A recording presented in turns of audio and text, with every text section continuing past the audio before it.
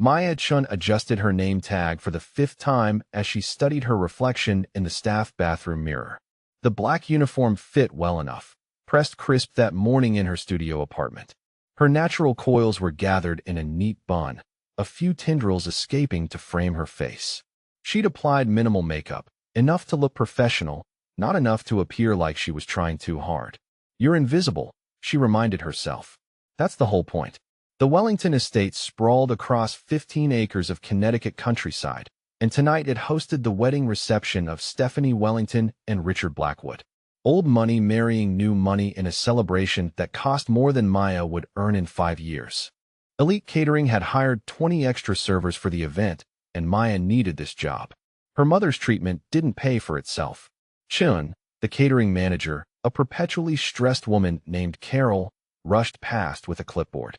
"You're assigned to the East Wing table's VIP section. Best behavior, minimal interaction, invisible service." "Yes, ma'am." "And Chun." Carol's voice dropped.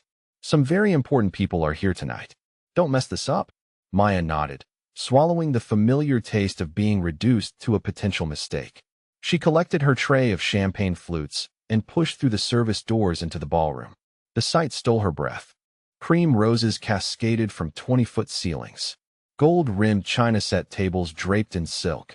A string quartet played softly from an elevated stage, and the guests dripping in diamonds wrapped in designer labels, radiating the kind of wealth that insulated people from consequences. Maya moved through the crowd like water, offering champagne with a practiced smile that never reached her eyes. Most guests took glasses without acknowledgement, as if the flutes materialized by magic. A few nodded. One elderly woman actually said, "Thank you," which felt like finding a $20 bill on the sidewalk. Then she reached table 1. 6 men occupied the corner table slightly apart from the others. They wore tuxedos like armor, and despite their polished appearance, something about them whispered danger. Conversation seemed to curve around their table, guests unconsciously avoiding eye contact. The man at the head of the table was Y. Dante Romano looked like violence poured into an expensive suit, probably early 30s. With dark hair styled with casual precision and a jawline sharp enough to cut. But it was his eyes that made Maya's hand tremble slightly as she approached, cold, calculating, missing some essential warmth that made people fully human. Yet, when those eyes landed on her, they shifted, focused, sore. "Champagne, sir." Her voice came out steadier than she felt. "Thank you." His voice was deep, textured with the remnants of an Italian accent. He took the glass, and their fingers brushed for half a second. Electricity shot up Maya's arm. She jerked back slightly, professional mask slipping. His eyes narrowed fractionally, as if he'd felt it too. The man to his right, massive with a scar bisecting his left eyebrow, smirked into his drink. "You're new," Dante said. "Not a question. First time at this venue." "Yes, sir." From the question was too personal for a server-guest interaction, but something about his tone demanded an answer. "Brooklyn originally. Harlem now." One corner of his mouth lifted barely, but definitely there. "Long commute. Worth it for good work, sir?" He leaned back in his chair, still watching her with that unsettling intensity. "Good work." Maya hesitated. Was this a test, a game? Rich people ask trick questions sometimes, looking for ammunition to complain to management.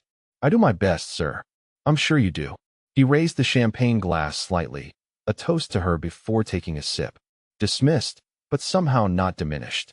Maya moved to the next table, her heart hammered against her ribs. She could feel his gaze following her across the ballroom. "Don't be stupid," she told herself. "Men like that don't see women like you." Not really. The reception proceeded smoothly for another hour. Toasts were made. The bride and groom had their first dance. Maya refilled glasses. Cleared plates remained invisible. Then Stephanie Wellington's mother decided to make a scene. Maya was balancing a tray of champagne when Mrs. Wellington appeared at her elbow, already 3 glasses deep, and looking for someone to punish for her daughter's mediocre marriage. She pointed a manicured finger. "Bring me another glass. The good champagne, not this pedestrian nonsense." "Of course, ma'am." "One moment. What part of now is difficult for you to understand?" Maya bit her tongue and turned toward the service station. But Mrs. Wellington wasn't finished. She stepped directly into Maya's path, and whether by accident or design, her elbow connected with the tray. Crystal shattered. Champagne exploded across Maya's uniform. The ballroom's ambient noise dropped to shocked silence. "Oh my God," Mrs. Wellington gasped theatrically. "Look what you've done. These shoes are Louboutin." Maya stood frozen, champagne dripping from her hair, down her face, soaking through to her skin. Every eye in the ballroom locked on her. Heat crept up her neck, not from shame, but from rage that had nowhere to go. "I'm so sorry, ma'am. Let me sorry." Wellington's voice rose, performing for the crowd. "Do you have any idea how much these cost? Of course you don't. People like you should know their place." The words landed like a slap. Maya's vision tunneled. She'd spent her whole life watching people like Mrs. Wellington treat people like her mother as disposable. Worked 3 jobs to afford community college, skipped meals to pay for her mother's medication. And this woman, draped in more wealth than Maya would see in a lifetime, thought she had the right. "Wellington." Dante Romano's voice cut through the ballroom like a blade. He hadn't raised his volume, but the sheer authority in his tone made Stephanie's mother step back instinctively. He rose from his chair with the fluid grace of a predator, crossing the distance to where Maya stood. Up close, he was taller than she'd realized, at least 6 feet 3 inches, and his presence seemed to bend the very air. "Romano," Mrs. Wellington simpered. "I apologize for the disruption. This woman," Dante corrected softly, "was assaulted by you." "I what?" "No," she spilled. "I saw you strike her tray." His dark eyes hadn't left Maya's face. Everyone at table 1 saw it. "Shall I have them testify?" The ballroom held its collective breath. Wellington's face cycled through shock, fury, and fear in rapid succession. "Romano, surely you understand that staff." "Vincent." The crystal chandelier cast fractured light across Maya's brown skin as she stood frozen in the center of the marble ballroom. Her black uniform was soaked with champagne, the expensive liquid dripping onto Italian shoes that cost more than her monthly rent. The bride's mother stood before her, chin raised in aristocratic contempt while 200 guests watched in entertained silence. "People like you," the woman hissed loud enough for the front tables to hear, "should know their place." Maya's fingers trembled at her sides. She'd endured worse in her 26 years. Poverty, hunger, her mother's medical bills. But this public humiliation burned differently. Through her wet eyelashes, she glimpsed the man at table 1, tall, dangerous, watching her with eyes darker than midnight. Dante Romano hadn't moved since the champagne flute accidentally collided with Maya's tray, but something in his stillness made the air itself hold its breath. "Vincent," he said quietly to the man beside him. His voice barely rose above a whisper, yet every head turned. "Cancel the wedding." They passed Carol, whose face had gone chalk white. "Romano, I can assure you this is an isolated incident. Chin is no longer in your employ," Dante said without slowing. "Send her final paycheck to my office with a bonus for hostile work environment." "But sir, are we unclear?" Carol stumbled over her agreement, and then they were through the service doors into the blessedly quiet staff corridor. Maya's mind spun. She'd just lost her job. No. She'd been rescued from her job by a man who casually owned catering companies and wedding venues. What the hell just happened? Dante led her to a private elevator she hadn't known existed. His security guard, Vincent, he'd been called, appeared from nowhere to hold the door.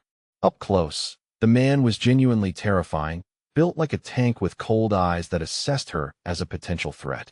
"3rd floor," Dante said. "My private suite." Maya's survival instincts finally kicked in. "I should probably just go home." Soaking wet in November.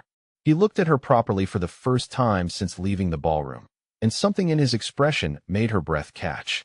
"I'm not going to hurt you, Maya." The sound of her name in his mouth did strange things to her pulse. "You know my name. I make it my business to know things." The elevator doors slid open to reveal a hallway that looked nothing like the rest of the venue. Modern, minimalist, expensive in a way that didn't need to announce itself. "This way." His suite was actually a full apartment, all floor-to-ceiling windows and sleek furniture that probably cost more than her annual income. The view overlooked manicured gardens lit by subtle landscaping lights stretching into darkness. Dante shrugged out of his tuxedo jacket and draped it over a chair. "The bedroom has a bathroom. Take a shower, warm up. I'll have Vincent bring appropriate clothing. I don't understand what's happening. You were humiliated by a bigoted woman at an event I was attending." He poured 2 glasses of amber liquid from a crystal decanter.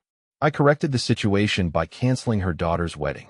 By establishing consequences, he offered her one of the glasses. The Wellingtons have built their fortune on the backs of people they consider beneath them. It was past time someone reminded them that actions have costs. Maya didn't take the drink. And what's the cost to me? His eyes sharpened. Intelligent question. You think I want something in return? Men like you always want something. Men like me. He smiled, but it didn't reach his eyes. Tell me, Maya Chun from Brooklyn and Harlem. What kind of man am I? Dangerous, powerful, capable of burning down worlds with a phone call, but also, and this scared her more, the kind of man who noticed when someone was being hurt and stepped in to stop it. I don't know yet, she said honestly.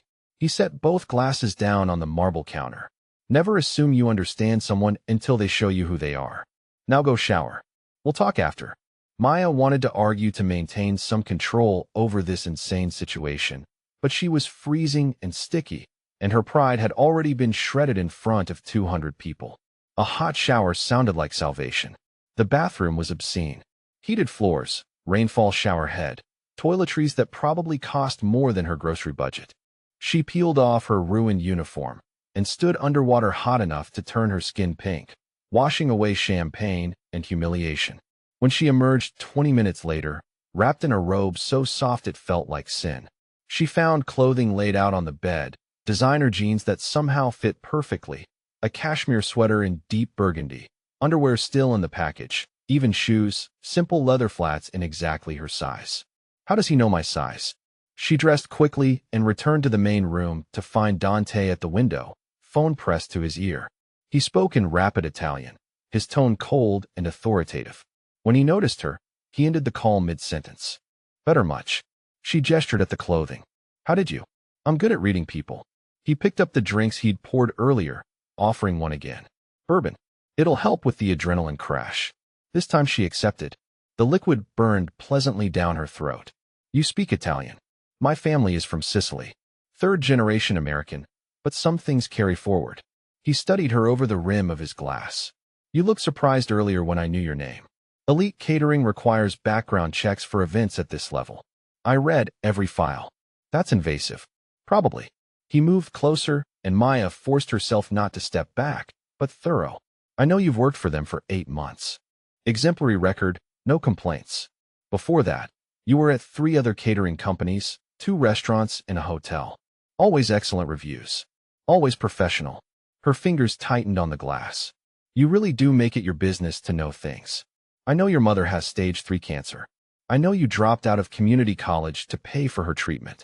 I know you live alone in a rent-controlled apartment in Harlem and sent half your paycheck to her care facility in Queens. His eyes never left hers. Are you Mafia? The silence stretched long enough to hear her heartbeat. Yes, Dante said finally. My family has a legacy. I've worked to legitimize our operations. But the past doesn't wash away easily. I won't lie to you about what I am or where I come from. Will I be in danger? I would never allow anyone to hurt you. The certainty in his voice should have seemed arrogant. Instead, it felt like a vow. Why me? Maya asked. You could hire anyone. Someone with credentials, connections, experience. Because you have something I need more than credentials. He reached out slowly, giving her time to pull away, and brushed a wet curl from her cheek. You have integrity. In my world, that's rarer than diamonds. His touch burned. Maya's breath caught as his fingers lingered near her jaw, his dark eyes searching hers for something she didn't understand. I need to think about it. She managed. Of course. He stepped back, the connection breaking like a physical thing. Vincent will drive you home. Take a few days. Research me. I encourage it. Know what you're accepting. He pulled a business card from his pocket, black with silver lettering. My private number. Call when you decide. Maya took the card, her fingers trembling slightly. And if I say no, then I thank you for an interesting evening and wish you well, but I'll still take care of your mother's medical expenses. She jerked her head up. Consider it an apology for tonight's disaster. You shouldn't suffer financially because I chose to make a point. His expression was unreadable. Whether you work for me or not, your mother will have the treatment she needs. Tears pricked Maya's eyes before she could stop them. No one had just given her something without demanding payment in return. Why would you do that? Dante moved to the door, signaling the conversation was ending. Because I can, Maya. And because you deserve someone to fight for you the way you fight for everyone else. Vincent appeared as if summoned, his expression professionally blank. Maya followed him to the elevator in a daze, clutching the black business card like a lifeline. As the doors closed, she caught one last glimpse of Dante Romano standing in his doorway, watching her with those dark, knowing eyes, and she realized with absolute certainty that her life had just changed forever. Will Maya accept Dante's dangerous offer? What secrets is the Mafia boss hiding behind his cold exterior? And what happens when two people from completely different worlds collide? The story gets even more intense from here. Maya didn't sleep that night. She sat at her small kitchen table in her studio apartment, Dante's business card in front of her, and researched until her eyes burned. What she found didn't comfort her. Dante Romano, age 32, CEO of Romano Enterprises, a multi-billion-dollar investment firm specializing in real estate development, luxury hospitality, and private security. On paper, completely legitimate. In practice, his name appeared in the margins of articles about organized crime, always as alleged or suspected, but never proven. His father, Marco Romano, had died in a car bombing when Dante was 19. His uncle had disappeared the same year. Dante had taken over the family's interests, transformed them from obviously criminal to legally gray, and built an empire that straddled both worlds. He was called the Ice King in certain circles. Ruthless, brilliant, dangerous to cross, and he'd offered her $200,000 a year to be his assistant. Her phone rang at 7 a.m., startling her from a half-doze over her laptop. Unknown number. Hello, Miss Chun. A professional female voice. This is Dr. Chun from Meadowbrook Care Facility. I'm calling about your mother's treatment. Maya's heart stopped. Is she okay? She's fine. Better than fine, actually. I wanted to inform you that her account has been paid in full for the next 2 years, including the experimental immunotherapy treatment we discussed last month. The donor also set up a discretionary fund for any additional medical needs. But she knew. Of course, she knew. The paperwork says anonymous benefactor, but I wanted to make sure you were aware. We'll begin the new treatment protocol on Monday if you approve. Maya's hand shook. Yes, of course. After she hung up, she stared at Dante's business card for a long time. He'd done this before she'd even decided, before she could say yes or no. He'd just saved her mother's life because he could. You deserve someone to fight for you. Her phone rang again. This time, she recognized the number. Carol from Elite Catering. Maya, I'm so sorry about what happened. Romano was very clear that the incident was not your fault. Your final check will include a severance bonus of $5,000 and a glowing reference letter. $5,000 for one night of work ending in public humiliation. Thank you, Carol. If you need a job in the future, I appreciate it. Maya ended the call and picked up the black business card. She dialed before she could talk herself out of it. Dante answered on the second ring. Good morning, Maya. How did you know it was me? I've been waiting for your call. A pause. Did Dr. Chin reach you? You didn't have to do that. I hadn't decided yet. I know, but your mother needed treatment, and I had the means to provide it. The two things aren't connected. He paused. Are you angry? No, just overwhelmed. What you did for my mother, the job offer, canceling the wedding. It's a lot to process. I understand. Take your time. Actually, I've decided. She took a breath. My answer is yes. Silence. Then, very quietly, I'm glad. She could hear the smile in his voice. When can you start? Today, if you need me to. Vincent will pick you up at noon. He'll show you the office, introduce you to the staff. We'll work out the details as we go. Just like that. Just like that. And Maya, welcome to my world. 3 weeks later, Maya Chun had learned that working for Dante Romano meant living in a state of constant contradiction. His legitimate businesses operated with the precision of Swiss clockwork. Real estate developments that revitalized entire neighborhoods. Hotels that employed hundreds of people at living wages. Security firms that protected women's shelters and community centers. But then there were the other meetings. The ones behind closed doors with men who spoke in coded language. The phone calls that ended the moment she entered his office. The way certain visitors made the building's security team tense. Maya's job, officially, was executive assistant. Unofficially, she was Dante's translator between worlds. She managed his calendar, yes, but she also attended charity events as his guest. She handled his correspondence, but she also helped him navigate conversations with community leaders who remembered his family's darker reputation. She was good at it. Better than good. She had a gift for reading people, for knowing when to push and when to pull back. Dante trusted her instincts, valued her input. He asked her opinion on everything from menu selections for business dinners to potential investments in local businesses. What unsettled her wasn't the work. It was how easily she'd adapted to Dante himself. He was nothing like she'd expected from that first night. Yes, he was dangerous. She'd seen him end phone calls with words that made grown men apologize. She'd watched him walk into rooms and command instant respect through sheer presence alone. But he was also unexpectedly gentle. He remembered that she preferred tea to coffee and had both available in his office.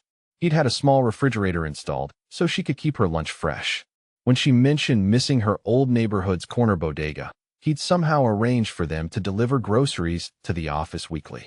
He was teaching her Italian during their lunch breaks, patient when she stumbled over pronunciation, delighted when she mastered a new phrase.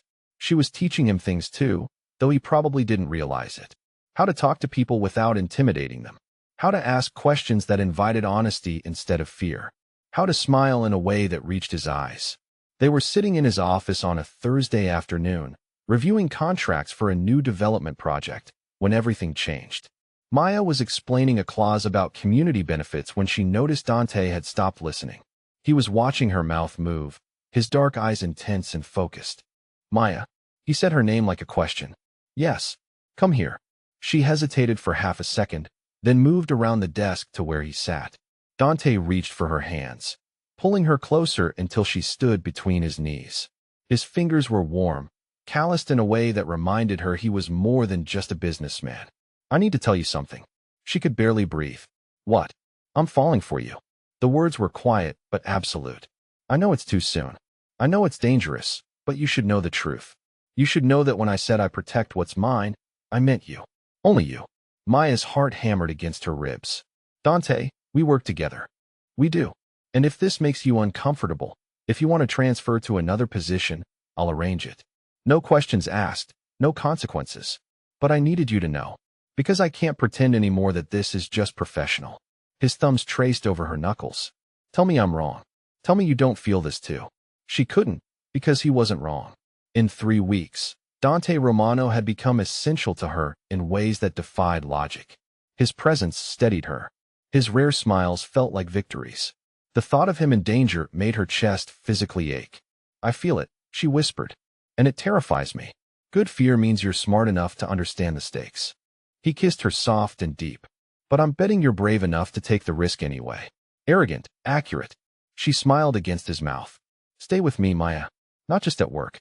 Let me protect you, cherish you, give you everything you deserve. That's not a relationship, Dante. That's a fairy tale. Then let me give you a fairy tale. His eyes held hers, dark and intense and utterly sincere. You fought alone your whole life. Let someone fight for you for once. Maya felt tears slip down her cheeks. What if you get hurt because of me? What if the sky falls? Then I handle it. That's what I do, Maya. I protect the people I love. He wiped her tears with gentle thumbs. And I love you. The admission hung between them like a bridge. Maya looked at this dangerous, powerful man who'd turned his world upside down for her, who'd paid for her mother's treatment without asking for anything in return, who looked at her like she was precious. I love you too, she whispered. And everything changed. The attack came 2 weeks later. Maya was working late in Dante's penthouse office, reviewing security reports for their newest hotel, when she heard gunfire from the lobby 30 floors below. The building's emergency systems activated immediately. Steel shutters slammed down over windows. Electronic locks engaged. The penthouse became a fortress. But Maya wasn't alone. 3 men in tactical gear had somehow bypassed the building's security and were moving through the lower floors with military precision. Maya watched it all unfold on the security monitors Dante had shown her how to access. Dante was in a meeting across town. Vincent and the primary security team were with him. The skeleton crew left in the building was good, but outnumbered. Her hands shook as she reached for the secure phone. Dante answered before the first ring. Maya, are you safe? I'm in the penthouse. The lockdown engaged. There are 3 of them. I can see them on the monitors. They're coming up. Stay exactly where you are. I'm 2 minutes out. Vincent is already in the building. Just stay hidden. She could hear his car engine, the screech of tires. More gunfire. Shouting the acrid smell of gunpowder. Then Dante was there pulling her up, his body shielding hers as he dragged her toward the panic room she hadn't known existed behind a false wall. Stay down. He pushed her through the door, and she stumbled into a small reinforced room lined with monitors showing security feeds. Maya, I'll be right back. He started to close the door. She grabbed his arm. Don't go back out there. His eyes met hers. And for the first time since she'd met him, she saw real emotion there. Fear not for himself, but for her. I have to protect my people. Don't open this door for anyone but me or Vincent. Dante. He kissed her forehead quick and fierce. Stay alive, Maya. That's an order. Then he was gone, and the reinforced door sealed behind him. Maya watched the monitors in horror as Dante and his security team engaged the shooters. It was over in minutes, professionally, brutally efficient. But in those minutes, Maya aged years. When the door finally opened, she launched herself at Dante without thinking, her hands frantically checking him for injuries. I'm fine, he said, catching her wrist gently. Maya, I'm fine. You could have been killed, but I wasn't. His thumb stroked the inside of her wrists, probably feeling her racing pulse. Because I have good security and a very safe panic room. This is insane. People just try to murder you. Occupational hazard. He said it so casually that rage replaced her fear. Don't. She jerked away. Don't act like this is normal. For me it is. Well, it's not for me. Her voice broke. I can't watch you walk into gunfire like it's nothing. Then don't watch. His expression hardened. This is my life, Maya. I told you it would be complicated. There's a difference between complicated and actively suicidal. I'm not suicidal. I'm careful. You're reckless. She stopped breathing hard and realized she was crying. I can't lose you. The words hung between them like a confession. Dante's expression transformed, softened. He reached for her slowly, giving her time to pull away, and when she didn't, he gathered her close. Maya buried her face in his chest, feeling his heart beating strong and steady beneath her cheek. You won't lose me, he murmured into her hair. I promise. You can't promise that. I can try. His arms tightened around her. For you, I can try. They stood like that until Maya's breathing calmed, until the adrenaline faded and left her exhausted. When she finally pulled back, Dante's dark eyes were searching her face with an intensity that made her breath catch. I'm taking you home, he said. Vincent will drive. This isn't negotiable, Maya. Someone just attacked my building. Until I know you're safe, you're staying where I can protect you. Your building. What about my apartment? Tomorrow, we'll arrange for you to move into a secure location. Tonight, you're staying in my penthouse. Dante, please. The word was raw. She wandered the penthouse, studying the art and books that offered glimpses into Dante Romano's private self. Classical music collection, philosophy texts, a shelf of worn paperback thrillers that seemed incongruous with his sophisticated image. She found him in his study, still dressed but jacket discarded, working at a massive desk. Can't sleep either, he asked without looking up. Too much adrenaline. She entered the room drawn to the wall of windows behind his desk. You really can see the whole city from here. Sometimes I stand here and count the lights. Reminds me that all these buildings are full of people living ordinary lives. Problems that don't involve bullets and blood feuds. He joined her at the window. Makes me want things I have no right to want. Like what? Ordinary things. Sunday mornings without checking for car bombs. Taking someone I care about to dinner without a security detail. A future that isn't measured in territory and body counts. He looked at her. A woman who sees past what I am to who I could be. Maya's breath caught. Dante, I'm falling for you. The words were quiet but absolute. I know it's too soon. I know it's dangerous, but you should know the truth. You should know that when I said I protect what's mine, I meant you. Only you. We barely know each other. I know you stayed late twice last week to help Vincent's daughter with her college essay. I know you take your coffee with too much sugar and not enough cream. I know you call your mother every night at 8 to say goodnight. I know you've been reading psychology textbooks in your spare time because you want to finish the degree you had to abandon. He touched her face gently. I know you're scared of what you feel for me, but too brave to run from it. How do you know all that?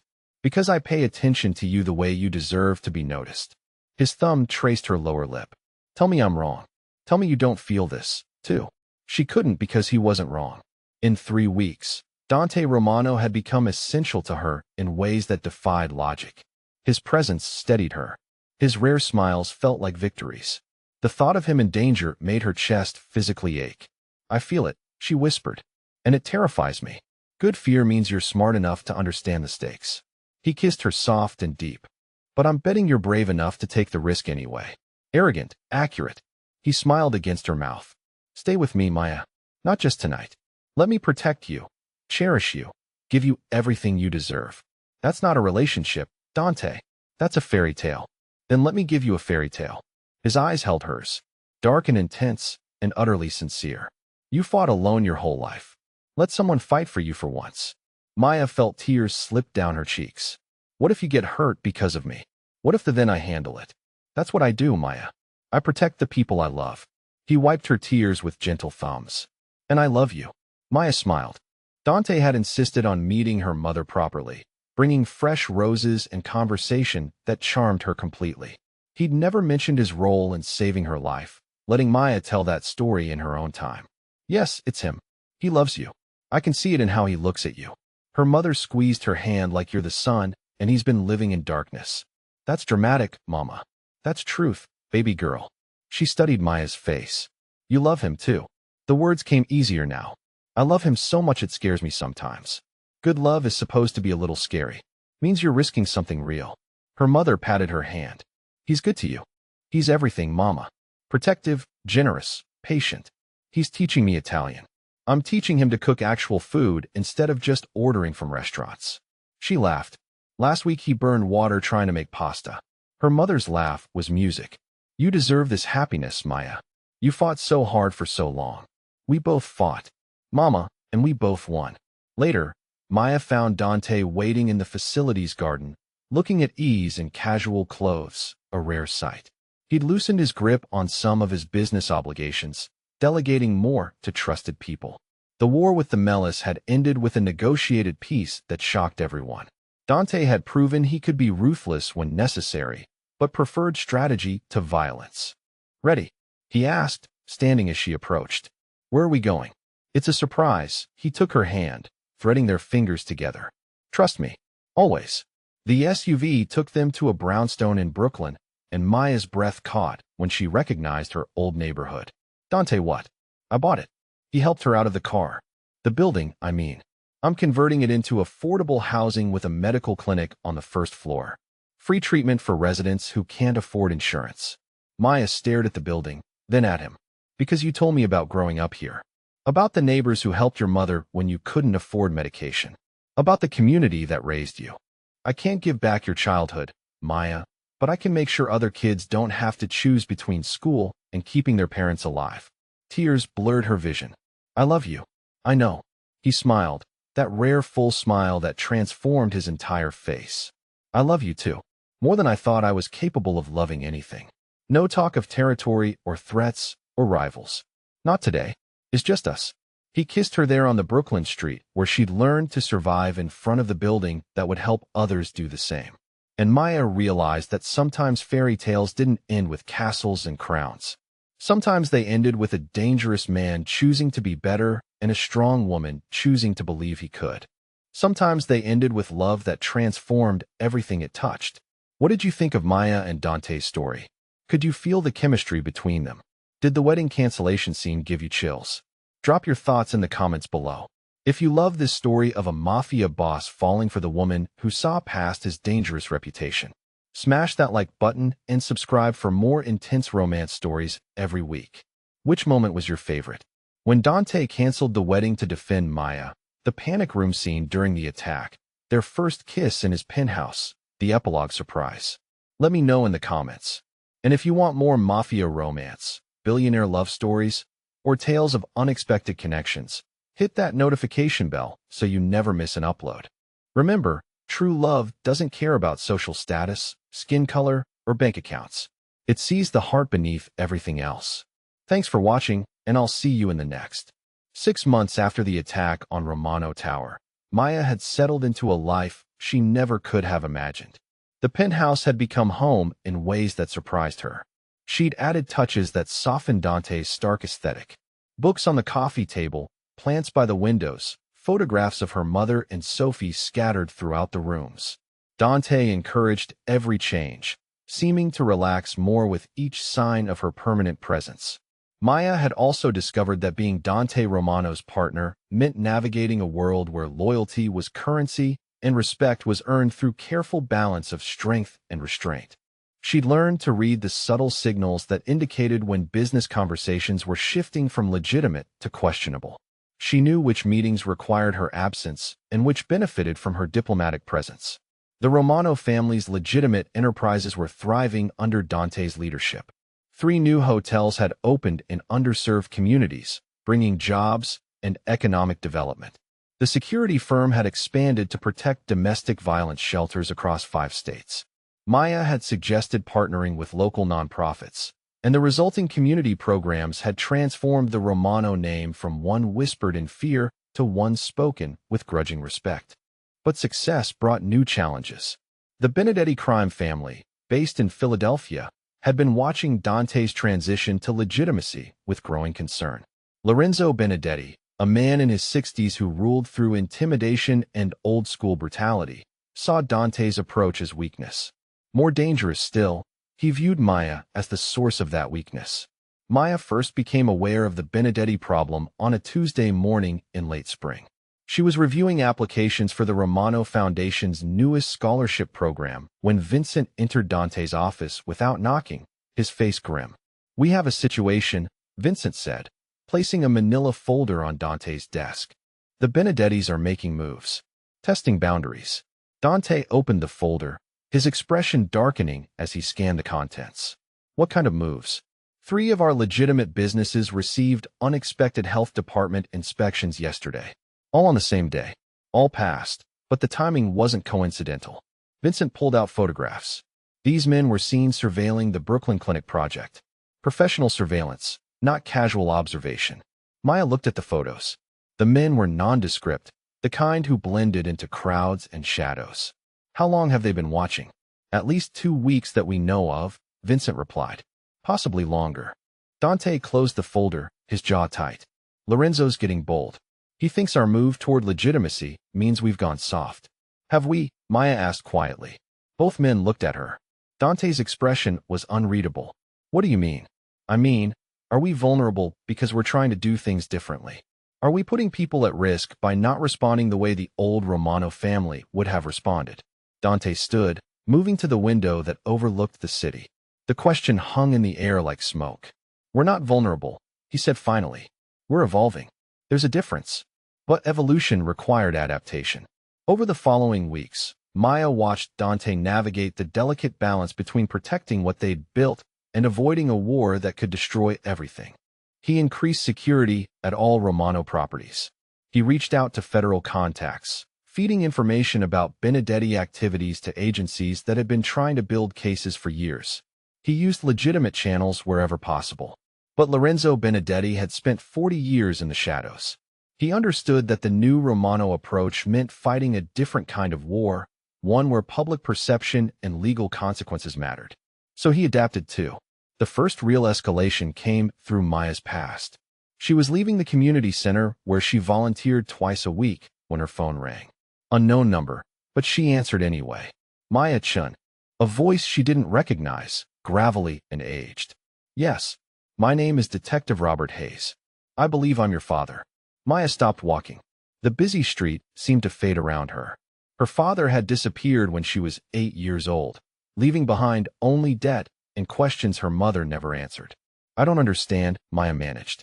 "I've been in witness protection for 18 years. Testimony in a corruption case involving police officers and organized crime. I couldn't contact you or your mother without putting you both in danger." Maya's hand shook. "Why now?" "Because someone found me. Someone who knows about you, about your connection to Dante Romano. I need to see you. There are things you need to understand about the danger you're in." Maya's security training kicked in. "Where are you?" "I can't say over the phone. Meet me tomorrow at noon. Prospect Park, near the boathouse. Come alone. If you bring Romano's people, I disappear again. How do I know you're really my father?" You have a scar on your left palm from when you fell off your bike when you were 6. You needed 4 stitches. Your mother told you it would make you stronger, like a warrior's mark. Maya looked down at her hand, at the thin white line she'd carried for 20 years. Only her father would know that story, know her mother's exact words. I'll be there, she said. Maya, be careful who you trust. Even Romano. Especially Romano. The line went dead. Maya stood on the sidewalk, phone clutched in her hand, as pedestrians flowed around her. Her father was alive. He was in danger, and he'd warned her about Dante. That night, Maya lay in Dante's arms, staring at the ceiling while he slept peacefully beside her. She should tell him about the call. In 6 months together, they'd built a relationship on honesty and trust. But her father's warning echoed in her mind. The timing was too convenient, too coincidental with the Benedetti situation. She made a decision that would change everything. She would meet her father alone. Prospect Park at noon was busy with families and joggers. Maya found the boathouse easily, her eyes scanning for a man who might have aged 18 years from her 8-year-old memories. She spotted him on a bench near the water. Older, grayer, wearing clothes that suggested he'd been living carefully rather than comfortably. But his eyes were the same dark brown she remembered. Maya, he stood as she approached. You're so beautiful. You look just like your mother. Maya sat beside him, leaving space between them. Years of abandonment couldn't be erased by one conversation. Why now? Why contact me after all this time? Because Lorenzo Benedetti found me 3 days ago. Maya's blood ran cold. How? I made a mistake. Got careless. After 18 years of hiding, I thought maybe it was safe to have a normal life. I was wrong. Benedetti's people tracked me to a small town in Oregon. They made me an offer. What kind of offer? Information about Dante Romano's weaknesses in exchange for my life. Specifically, information about you. Maya felt sick. What did you tell them? Nothing yet. But they're not patient men. They want a meeting tomorrow night.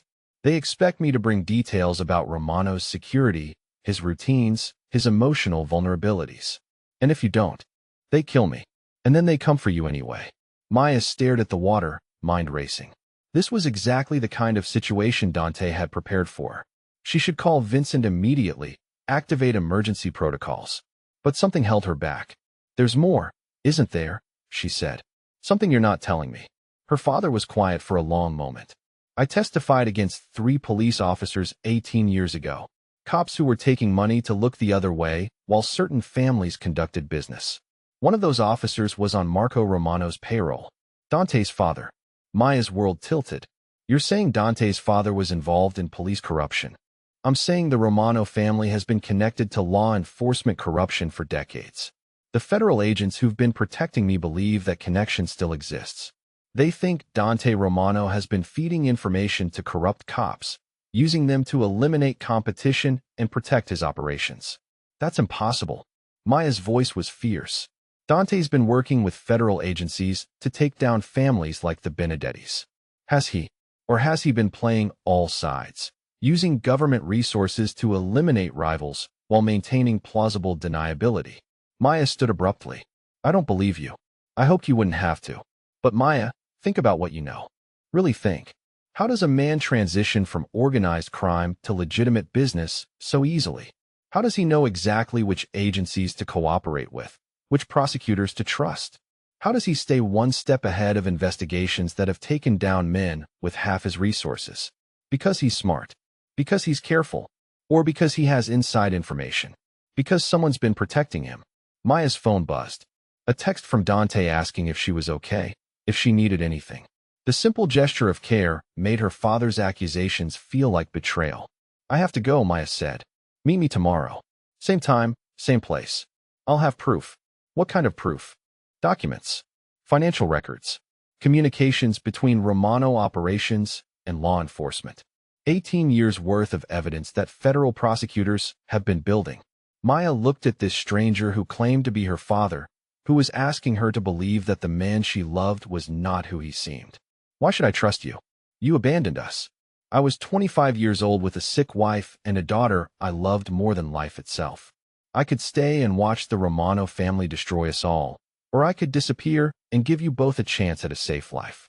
I chose your safety over my happiness. Tears stung Maya's eyes. You could have found another way. There was no other way. Just like there's no other way now. Meet me tomorrow, Maya. Learn the truth. Then decide what you want to do with it. Maya walked away without answering, her father's words echoing in her mind. That night, she watched Dante during dinner, studying his face for signs of deception. He was the same man who'd defended her at the Wellington wedding, who'd paid for her mother's treatment, who'd built community centers and medical clinics. He was also the son of a man who'd corrupted police officers. When Dante asked if everything was okay, Maya forced a smile and said she was just tired. But that night, while he slept, she made a decision that terrified her. She would meet her father again. She would look at his evidence. And then she would have to choose between the life she'd built and the possibility that it was all founded on lies. The next morning brought news that changed everything. Maya woke to find Dante already dressed, his face grim as he spoke quietly into his phone. When he hung up, he sat on the edge of the bed. Vincent found your father's body an hour ago. I'm sorry, Maya. Maya felt the world stop spinning. What? Robert Hayes. Detective Robert Hayes. He was found in his hotel room in Brooklyn. It looks like a heart attack, but given the timing, we have to assume it was induced. Maya's throat closed. The Benedettis. Most likely. Vincent's checking security footage, but professionals don't usually leave evidence. Maya nodded numbly, grief and relief warring in her chest. Her father was dead, but now she'd never have to choose between him and Dante. She'd never have to see whatever evidence he'd claimed to have. Are you all right? Dante asked gently. I don't know. I never got to know him. Never got answers about why he left. Dante pulled her against his chest. I'm sorry you lost that chance. But Maya, this confirms what we suspected. The Benedettis are escalating. They used your father to get close to you, and when he couldn't deliver what they wanted, they eliminated him. Maya pulled back to look at Dante's face. How did they even know about him? Lorenzo has resources. People who can find anyone, dig up any secret. The fact that your father was in witness protection actually made him easier to track through federal databases. Unless someone with access to those databases provided the information. Maya pushed the treacherous thought away. Her father was dead. His accusations died with him. But over the following days, small things began to bother her. How had Vincent found her father's body so quickly? Why hadn't Dante seemed surprised by the death? Why did the hotel security footage conveniently malfunction during the crucial time period? Maya tried to focus on immediate concerns. The Romano Foundation was opening 3 new scholarship programs. The Brooklyn Medical Clinic was treating its first patients. Sophie had been accepted to a prestigious private school with a full scholarship that Dante had quietly arranged. These were real accomplishments, real help for real people. But doubt, once planted, grew in darkness. Maya's world shifted permanently on a Wednesday evening 2 weeks later. She was working late in the foundation offices, reviewing grant applications, when she heard voices from Dante's private conference room. The door was slightly ajar, and she recognized Vincent's voice along with 2 others she didn't know. The federal investigation is getting too close, one unknown voice said. They're asking questions about the Hayes situation. Hayes was necessary, Dante's voice, cold and authoritative. He was going to expose 20 years of cooperation. That would have destroyed everything we've built. Maya's blood turned to ice. She pressed herself against the wall, straining to hear. The Benedetti problem is solved, Vincent said. Lorenzo won't be making any more moves. Maya's hand flew to her mouth. Lorenzo Benedetti was dead. How? The second unknown voice asked. Federal agents raided his compound 3 days ago, acting on information about weapons trafficking. Lorenzo resisted arrest. Died in the shootout. Information provided by us, Dante clarified. Clean, legal, and permanent. Maya backed away from the door, her heart hammering. Everything her father had said was true. Dante had been feeding information to federal agencies, but he'd also been using those same agencies to eliminate threats. Her father's death hadn't been a Benedetti killing. It had been Dante protecting his secrets. She made it back to her desk on unsteady legs, mind reeling. The man she loved, the man who'd built medical clinics and scholarship programs, had also orchestrated murders. The worst part was how easily she could understand his logic. Her father had been a threat to everything good Dante was trying to build. The Benedettis had been a threat to hundreds of people who depended on Romano enterprises for their livelihoods. But understanding and accepting were different things. Maya worked for another hour, forcing herself to appear normal when Dante emerged from his meeting. He kissed her cheek, asked about her day, suggested they pick up dinner from their favorite restaurant. She smiled and agreed, playing the part of the loving girlfriend while her world crumbled around her. That night, as Dante slept, Maya made the hardest decision of her life. She couldn't stay, not because she didn't love him, but because she couldn't be part of a life built on violence, no matter how well-intentioned. She couldn't raise Sophie in a world where problems were solved with bullets, even when those bullets were fired by federal agents. Maya spent the night writing a letter she hoped she'd never have to send. She explained what she'd overheard, what she'd figured out. She told Dante she loved him but couldn't be part of his world anymore. She begged him not to try to find her, not to use his resources to track her down. She promised to keep his secrets but asked him to let her go. In the morning, she called in sick to work. Then she picked up Sophie from school and drove to a small town in Vermont where her mother's sister lived. She'd already called Aunt Patricia, explained that she needed somewhere safe to think. Patricia asked no questions, just said to come as soon as possible. Maya left the letter on Dante's desk with her engagement ring, a beautiful princess-cut diamond he'd given her the month before. Then she disappeared. For 3 weeks, Maya lived in Vermont like a ghost. She helped Patricia with her small inn, played board games with Sophie, tried to figure out what kind of life they could build away from Dante's world. Sophie asked about Dante constantly. She'd grown to love him, to see him as the father figure she'd never had. Explaining why they'd left without saying goodbye was the hardest conversation of Maya's life. Maya had expected Dante to find them within days. His resources were vast, his determination legendary. But weeks passed in silence. No phone calls, no surprise visits, no Vincent appearing at the inn's door. Either Dante was respecting her request to be left alone, or he was planning something she couldn't anticipate. The answer came on a Thursday morning when Patricia handed her the phone. Long-distance call, Patricia said. Someone named Vincent. Maya's hand shook as she took the receiver. Hello, Maya. Vincent's voice was tight with urgency. You need to come back to New York. Now. I can't. I won't. Dante's been shot. He's in the hospital, and it's bad. Maya's knees gave out. She sank into a kitchen chair. What happened? Retaliation for the Benedetti situation. Lorenzo's cousin from Chicago. Dante was leaving the office Tuesday night when they hit him. 3 bullets, one in the chest that nicked his lung. Is he okay? He will be. But Maya, he's been asking for you. He won't let the doctors operate until he knows you're safe. That's ridiculous. Tell him I'm fine. I tried. He says he won't risk dying before he can apologize to you. The surgery can't wait much longer. Maya closed her eyes. Even injured, even facing death, Dante was still trying to control outcomes through sheer force of will. But this wasn't about control. This was about love and regret and the desperate need to make things right. Where? Maya asked. Mount Sinai. ICU floor. I'll have a car waiting at the airport. Maya hung up and turned to find Sophie watching her with wide eyes. Is Dante hurt? Sophie asked. Yes, sweetheart. He's hurt. Are we going to help him? Maya looked at her daughter, this beautiful, brilliant girl who deserved a life free from violence and complexity. But Sophie's expression wasn't fearful. It was determined. I think we have to, Maya said. The flight to New York was the longest 2 hours of Maya's life. Vincent met them at the airport, his usual stoic demeanor cracked with worry. In the car, he filled her in on details. The shooting had been professional but rushed. Dante's security had responded quickly, limiting the damage. The shooters were dead. The cousin who'd ordered the hit was in federal custody. How did you find him so fast? Maya asked. Vincent glanced at her in the rearview mirror. Dante's been preparing for retaliation since the Benedetti raid. We had surveillance on all known associates. More federal cooperation, Maya thought. The endless cycle of violence and response that defined Dante's world, even when that violence wore the badge of law enforcement. At the hospital, Maya left Sophie in the family waiting room with Patricia, who'd insisted on coming.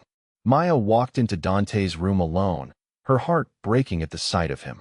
He was pale, connected to machines, but his dark eyes were alert and fixed on her face. You came, he said, voice weak but steady. Vincent said you wouldn't have surgery until you saw me. That was manipulation. Dante's mouth curved slightly. Effective manipulation. Maya moved to his bedside, her anger warring with relief that he was alive. You could have died. Worth it to see you again. To apologize. For what? For building something good out of something terrible. For protecting people the only way you know how. For being exactly who you've always been. Dante studied her face. You heard the conversation about your father. Maya nodded. And about Lorenzo. I'm sorry you found out that way. I wanted to tell you myself, when I could explain. Explain what? That you had my father killed to protect your secrets. Dante was quiet for a long moment. Your father was going to testify again. New evidence about current operations. It would have destroyed not just me, but every legitimate business we've built. Hundreds of jobs, dozens of community programs. The medical clinic that's treating children who couldn't afford care anywhere else. So you had him killed. I made a choice between one man's life and the greater good. It's a choice I've made before, Maya. It's a choice I'll probably have to make again. Maya felt tears on her cheeks. I know, and I understand why you made it. That's what terrifies me. Dante reached for her hand. Maya, I love you, but I can't live in a world where love justifies murder. I can't raise Sophie in that world, even when that world does more good than harm. Especially then, because that makes it seductive. It makes it easy to justify anything. Dante closed his eyes. So this is goodbye. Maya leaned down and kissed his forehead. Get the surgery. Get better. Keep building good things. But do it without me. She was at the door when he spoke again. Maya, if you ever need anything, if Sophie needs anything, you know how to find me. Maya turned back. He looked smaller in the hospital bed, mortal in a way she'd never seen before. I know, she said, but I hope I never have to. Maya and Sophie returned to Vermont that night. Over the following months, they built a quiet life in the small town. Maya found work managing a local nonprofit. Sophie thrived in the rural school, making friends and discovering a love of horseback riding. They were happy, or at least content. But Maya couldn't stop following news about Romano Enterprises. The businesses continued to expand. The foundation awarded its largest scholarship class ever. 3 new medical clinics opened in underserved communities. Dante was building the empire he'd envisioned, one that helped more people than it harmed. Maya also followed reports about organized crime investigations. The Romano name appeared occasionally, always in the context of cooperation with federal authorities. Dante had perfected the art of being useful to law enforcement while maintaining plausible distance from their more questionable methods. On Sophie's 10th birthday, a package arrived with no return address. Inside was a savings account book in Sophie's name with a balance of $100,000. The account had been opened the day Maya and Sophie left New York. Monthly deposits had continued steadily. A note in handwriting Maya recognized said simply, for her education. For her future. Always, D. Maya stared at the account book for a long time.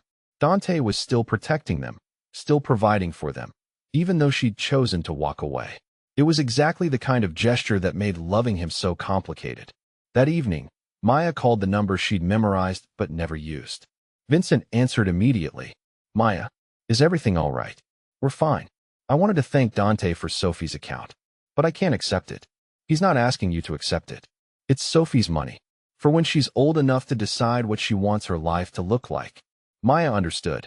Dante wasn't trying to control their future. He was simply ensuring Sophie would have choices when the time came. How is he? Maya asked. Busy. The businesses keep expanding. He's been nominated for a humanitarian award from the mayor's office. Is he happy? Vincent was quiet. He's purposeful. Whether that's the same thing, I couldn't say. Tell him thank you. For Sophie's account. For everything. I will. Maya hung up and found Sophie watching her from the kitchen doorway. Was that about Dante? Sophie asked. Yes, sweetheart. I miss him. I know you do. Do you miss him too? Maya pulled her daughter close. Every day? But sometimes missing someone is the price we pay for doing what we think is right. A year later, Maya's careful equilibrium shattered when Patricia was diagnosed with cancer. The small-town hospital was adequate for basic care, but Patricia needed specialized treatment available only in major medical centers. The closest option was New York. Maya spent a sleepless night weighing options. She could take Patricia to Boston or Philadelphia, cities where she could remain anonymous. But the best oncology program was at Mount Sinai, where Dante maintained significant influence through his charitable contributions, where Patricia would receive the absolute best care. In the end, the choice wasn't really a choice at all. Patricia's life mattered more than Maya's desire to stay hidden. Maya called Vincent again. This time, she asked for help. Within hours, Patricia was transferred by private medical transport to Mount Sinai. Dr. Elizabeth Santos, the hospital's chief of oncology, personally took over her care. A private room was provided at no charge, courtesy of an anonymous benefactor. Patricia received every possible treatment, every comfort, every consideration. Maya stayed in a hotel near the hospital, visiting Patricia daily while trying to avoid the parts of the city where she might encounter Dante. But on Patricia's fourth day in the hospital, Maya emerged from the elevator to find Dante waiting in the corridor. He looked good, healthy and strong, the pallor from his injuries long gone. He wore a simple dark suit, and the expression Maya remembered from their first meeting, carefully controlled but watchful. "Hello, Maya." "Dante, thank you for Patricia's care. I'll find a way to repay the hospital." "No, you won't. Patricia is family to you, which makes her important to me." They stood in the corridor as people flowed around them. Two former lovers navigating the complicated territory of care and distance. "How is Sophie?" Dante asked. "Good. Growing up. She asks about you sometimes." "What do you tell her?" "That you're probably doing important work somewhere. That you're probably helping people." Dante's expression softened. "Probably. Are you? Helping people?" "Trying to. The clinic network has expanded to 12 cities. The foundation funded college educations for 300 students last year. I bought a chain of grocery stores in food deserts and converted them to community markets with subsidized fresh produce. And the other things. The darker things. Still necessary sometimes. But less frequently." Maya searched his face. "You're finding other ways. Learning other ways. Turns out there are federal agencies that prefer cooperation to elimination. Takes longer, but the results are more permanent." Patricia's door opened, and a nurse emerged. Maya glanced toward the room, then back at Dante. "I should go. Of course. But Maya." Dante hesitated. "If you need anything while you're here. If Sophie needs anything. You know how to reach me." "I know." Maya watched him walk away, noting the confident stride that never quite disguised his constant awareness of surroundings. Some things would never change about Dante Romano. But some things, apparently, could evolve. Patricia's treatment continued for 6 weeks. Maya fell into a routine of hospital visits and careful navigation of memories. She avoided the neighborhoods where she and Dante had lived and worked, but occasionally she'd catch glimpses of the life they'd built together. A new Romano Foundation billboard advertising scholarship applications. A news story about the Brooklyn Medical Clinic treating its 10,000th patient. On Patricia's last day in the hospital, Maya found an envelope slipped under her hotel room door. Inside was a photograph of Sophie on her birthday, laughing as she blew out candles on a cake. Maya's heart stopped. How had Dante gotten this picture? Then she noticed the background. It was Patricia's in Vermont. Dante hadn't sent someone to spy on them. He'd simply had Patricia's permission to receive updates. The betrayal stung, but Maya understood. Patricia had watched Maya struggle with her decision to leave Dante. She'd seen how Maya followed news about his work, how she carefully saved every article about the Foundation's achievements. Patricia, with her romantic heart and practical mind, had probably thought she was helping. Maya confronted Patricia the next morning as they prepared for the trip back to Vermont. "How long?" Maya asked, showing her the photograph. "Since you first called him about my treatment. He asked if I'd send updates about Sophie, pictures occasionally. I thought you should know he still cares." Maya sat heavily in the hospital chair. "You've been in contact with him for over a month." "Not contact exactly. I send emails. He doesn't reply. But I know he reads them because sometimes things appear. Sophie's horseback riding lessons got mysteriously cheaper. The inn's property taxes were reduced after an assessment error was corrected in our favor. He's still taking care of us. From a distance. Respectfully. The way you asked him to." Maya felt tears threaten. "Why does he make it so hard to stay away?" "Because he loves you. And because he's learned that love sometimes means letting go." That evening, back in Vermont, Maya sat in Patricia's kitchen and wrote Dante a letter. Not the angry goodbye she'd left 18 months earlier, but something more complicated. She thanked him for Patricia's care. She acknowledged his attempts to respect her boundaries while still ensuring their safety and comfort. She told him about Sophie's progress in school, her growing confidence, her continued questions about him.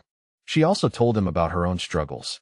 How she'd built a good life in Vermont, but still felt incomplete.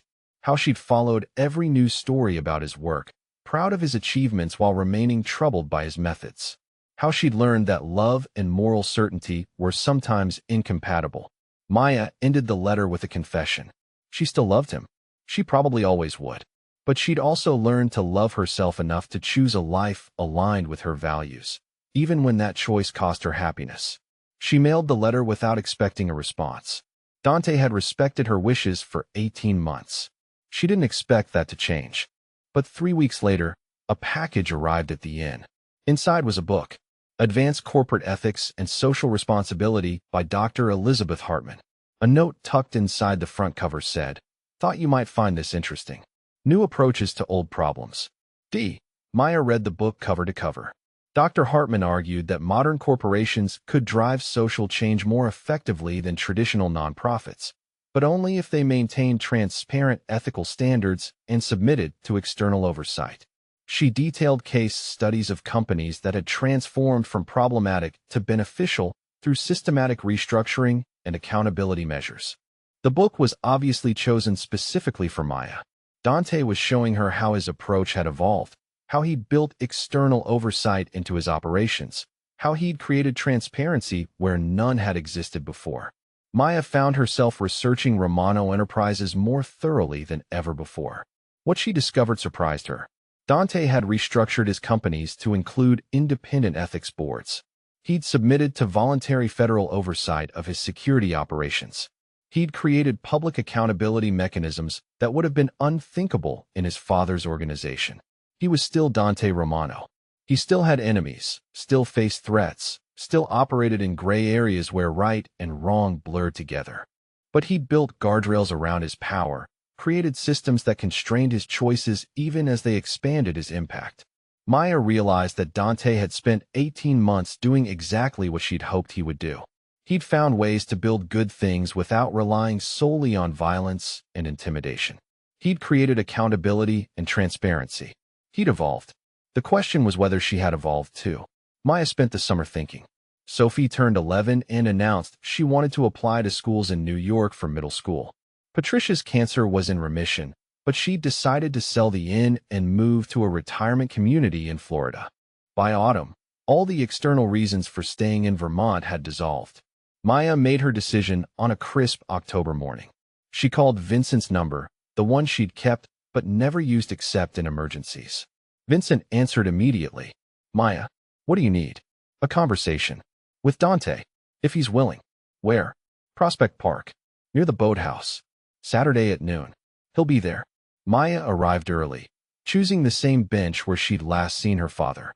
She watched families with children, couples walking dogs, joggers following familiar paths. Normal people living normal lives, unaware of the complicated negotiations happening around them. Dante appeared exactly at noon, alone as promised. He looked older, Maya thought. More settled somehow, as if 18 months of separation had taught him something about patience. "Thank you for coming," Maya said as he sat beside her. "Thank you for asking. How's Patricia?" "Good. Healthy. Moving to Florida next month." "And Sophie?" "Growing up too fast. Asking harder questions. About me. About everything. But yes, about you too." They sat in comfortable silence, watching ducks paddle across the pond. Finally, Maya spoke. "I read the book you sent. I've been researching your companies. And you've changed things. Built accountability into systems that never had it before. Still not enough for some people. Never will be. Maybe not. But it's more than I expected. More than I thought was possible." Dante turned to study her face. "What are you saying, Maya?" "I'm saying I think I was wrong to demand that you choose between being effective and being ethical. I think maybe the goal is to be both, even when it's complicated. It's always complicated. I know that now. I spent 18 months trying to live a simple, clean life. And it was good. But it wasn't complete." Dante's expression was carefully neutral. "What would complete look like?" "I don't know yet. But I'd like to find out. With you. If you're willing to try again." Dante was quiet for a long time. When he spoke, his voice was careful. "I can't promise I'll never face impossible choices again. I can't promise I'll always make the choices you'd want me to make. I'm not asking for promises. I'm asking for partnership.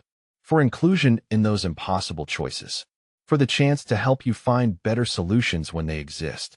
And when they don't exist, then we live with the consequences together. Maya reached for his hand. I love you, Dante. I love the good you do, and I understand the prices you sometimes pay to do it. I can't change who you are, and I don't want to. But I want to be part of helping you become who you're meant to be. Dante lifted their joined hands to his lips, pressing a gentle kiss to her knuckles. I missed you. Every day for 18 months, I missed you. I missed you too. So we try again. We try again. 3 months later, Maya and Sophie moved back to New York. Not to the penthouse this time, but to a brownstone in Brooklyn that Dante had purchased and renovated. Sophie had her own room, her own space to grow up in. Maya had a home office where she could manage the expanded Romano Foundation. They had a place that was theirs together, but also spaces that belonged to each of them individually. The adjustment wasn't always smooth. Sophie had to readapt to city life and private security. Maya had to navigate the delicate balance between supporting Dante's work and maintaining her own moral center. Dante had to learn to include Maya in decisions he'd grown used to making alone. But they were building something new together, something that acknowledged the complexity of their world while striving for something better. On their first Christmas back together, Dante surprised Maya with a gift that made her cry. A deed to the Brooklyn Medical Clinic, transferred into her name. She would run it as an independent nonprofit, free from any connection to Romano Enterprises. It would be entirely hers, funded by a trust that guaranteed its operation regardless of what happened to Dante's other businesses. You're giving me the clinic, Maya said, staring at the legal documents. I'm giving you the freedom to build something that's entirely yours. Something that can't be compromised by my choices. Maya looked up at him. This is the most romantic gift anyone's ever given me. Dante smiled, the full transformation that had captured her heart from the beginning. I hoped you'd see it that way. That night, as they lay in their bed in their house with their daughter sleeping safely down the hall, Maya realized that love wasn't about finding someone who made no compromises with the world. It was about finding someone whose compromises you could live with, whose dreams aligned with yours, whose heart beat for the same fundamental hopes. Dante Romano would always be a complicated man living a complicated life. But he was also a man who built medical clinics and funded educations and created opportunities for people who'd been forgotten by easier kinds of success. Maya Chin would always struggle with the moral complexities of loving such a man. But she'd learned that purity and effectiveness were sometimes incompatible, that real change required working within imperfect systems. Together, they would build something that honored both love and justice, even when those things demanded different choices. They would raise Sophie in a world that acknowledged darkness while reaching for light. They would create a family that could hold contradictions without breaking under their weight. 6 months later, Dante proposed properly this time, with a ring and a speech and a promise that their life together would be built on honesty about who they both were and who they hoped to become. Maya said yes, not because she'd stopped questioning his choices, but because she'd learned that love meant choosing to build something beautiful together even when the foundation was complicated. Their wedding was small, held in the garden of the Brooklyn brownstone with Sophie as maid of honor and Vincent as best man. Patricia came from Florida, healthy and radiant. Maya's mother, now fully recovered thanks to treatments funded by Dante's early intervention, walked Maya down the aisle. The ceremony was performed by Judge Maria Santos, a federal judge whose anti-corruption work had been supported by Romano Foundation grants. In her remarks, she spoke about love as a force for transformation, about how two people could become better together than either could be alone. Maya and Dante exchanged vows they'd written themselves. Dante promised to include Maya in his world, to seek her counsel in difficult decisions, to build their life on foundations of mutual respect. Maya promised to support Dante's work while maintaining her own integrity, to help him find solutions that honored both pragmatism and principle. They promised Sophie that their family would be built on love and honesty, that she would be raised to think for herself while understanding that her choices had consequences for others. They promised to create a home where difficult questions could be asked and complex answers could be explored. At the reception, Vincent gave a toast that surprised everyone with its emotion. He spoke about watching Dante transform from a man driven by duty and necessity into someone who chose his path, because of love and hope. He thanked Maya for showing Dante that strength and gentleness could coexist. Maya's mother spoke about the courage it took to love completely, to choose partnership over safety, to believe that two people could build something better together than either could create alone. As the evening wound down, Maya and Dante stood together in their garden, surrounded by the people who'd supported them through separation and reunion. Sophie was asleep on Vincent's lap, exhausted by celebration. Patricia was deep in conversation with Judge Santos about criminal justice reform. Maya's mother was sharing embarrassing childhood stories with the Romano Enterprises board members. This is what happiness looks like, Maya thought. Not perfect, not simple, but real and complex and beautiful. Dante pulled her close. Any regrets? About us? Never. About coming back to this world. Maya looked around at their life, at the people they'd gathered, at the work they were building together. About finding a way to love you and live with myself at the same time. No regrets at all. What did you think of Maya and Dante's complete journey? Could you feel the growth in both characters as they learned to build love that honored both passion and principle? Did their separation and reunion feel authentic to you? Drop your thoughts in the comments below. If you love this epic story of a mafia boss and the woman who transformed his world while staying true to herself, smash that like button and subscribe for more complex romance stories that explore the depths of love and morality. Which part of their story resonated most with you? The dramatic wedding cancellation that started it all? Maya's impossible choice between love and ethics? Dante's evolution from ruthless operator to accountable leader? Their final reunion that honored both love and integrity? Let me know in the comments. And if you want more stories about love that conquers not through changing people, but through accepting complexity, hit that notification bell so you never miss an upload. Remember, the greatest love stories aren't about perfect people finding perfect love. They're about complicated people choosing to build something beautiful together despite the challenges. Thanks for watching, and I'll see you in the next.